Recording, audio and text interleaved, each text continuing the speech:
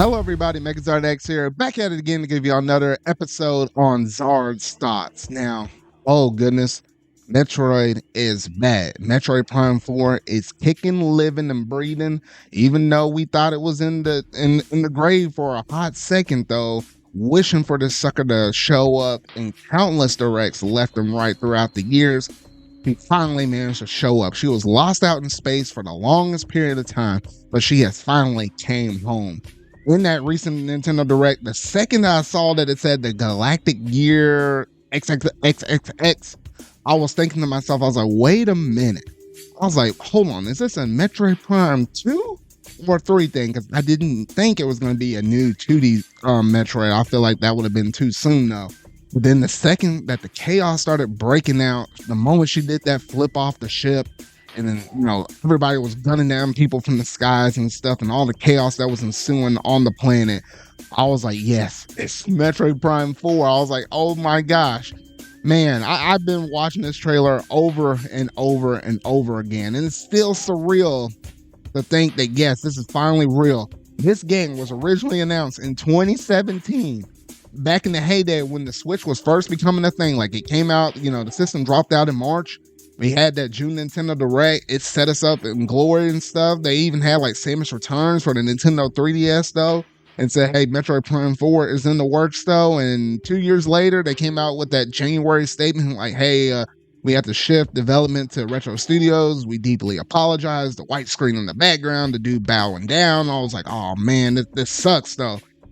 And for several long years after that, radio silence. I was nearly convinced that we would never see this game until the Switch 2 was ready, because I feel like this is still going to be a game that's going to drop out for the Nintendo Switch as well as the Nintendo Switch 2. I'm fully confident that they're still going to do the same similar release for this, like how they treated Breath of the Wild, how that released on the Nintendo Wii U as well as the Nintendo Switch, though. So I'm fully convinced that this is the way how Nintendo is going to handle this one release, though, because we do know it's not coming out this year. It's coming out in 2025. At least having the knowledge that it's going to be coming out next year is enough to satisfy a lot of us fans out there that have been anticipating this game's release for years upon years in, though. But even just looking at this trailer right here, oh my goodness, the graphics and stuff. I like it because, it's funny because people were looking at this stuff and you will see little messages and, replies and stuff on Twitter and YouTube comments and stuff.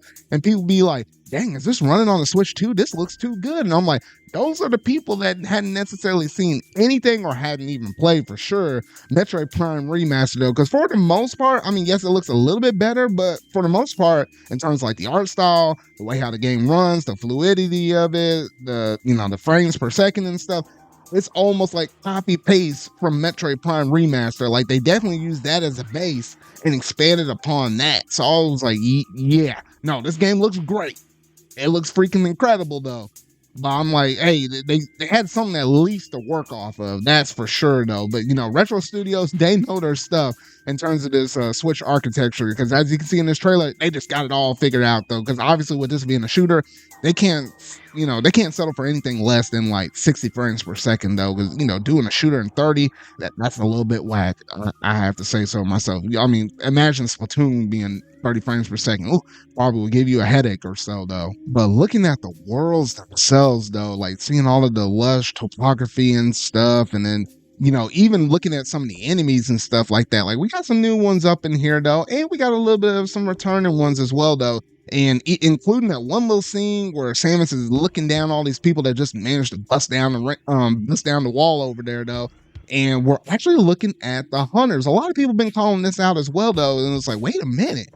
Bringing back the plot that was kind of set up in Metroid Prime Hunters, which, mind you, was a lot of people consider that as like a spin-off game. No, it wasn't a mainline 2D Metroid, and it wasn't necessarily within the Metroid Prime series, though. But it's interesting how they're pulling away some plot points from that game and incorporating them into Metroid Prime 4, and who knows how many other games we can get beyond this point after Metroid Prime 4, though. So that's really cool right there, though. So it's going to have a lot of people actually going back and at least looking at the plot of that, or maybe even going hands-on and trying to play that game, though. I might have to do a little bit digging on that myself, though. But overall, This game looks very, very promising, though. It's crazy to think how this game literally took the whole entire life of the Nintendo Switch system, though, because more than likely not, the Nintendo Switch 2 is going to be coming out in 2025, though. So it's like, yeah, we're getting to that point now with games where, a single studio could be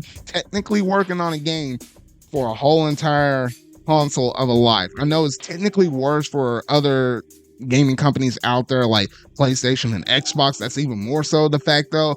But Nintendo is not too bad upon it. Like they've got some studios that can pump out at least 2 or 3 games per system. Like if you look at the people that make the Mario Party series and stuff, I mean, shoot, they literally put out 3 different Mario parties in the same Switch life though. So it's like, yeah, they got some good competent studios over there though. But this is just a little bit of a pill to swallow on this one with Metroid Prime 4 because it might be more so a thing even looking at the Nintendo Switch 2 generation here in the distant future though. But I think I rambled on and on and on about Metroid Prime 4 enough. I can't wait until this game comes out in 2025. If it does happen to drop on Switch and Switch 2, I will definitely pick up the Switch 2 version because I feel like it's just going to look a whole lot better and it's just going to be more convenient having on the newer system versus this being possibly one of the last games we might get the drop on the Nintendo Switch though. But you gotta let me know down in the comment section down below what all do you think about Metroid Prime 4 Beyond. It's nice to actually have some kind of actual name attached to it outside of just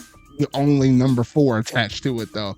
But yeah, overall, trailer looks great stuff, and I can't wait to play this game though. So if you really like this video, make sure to go and hit that like button. Go ahead and hit the subscribe button and that bell to stay up to date on all things video game related I feel like talking about and discussing. So remember, y'all, until our video I make next, see y'all.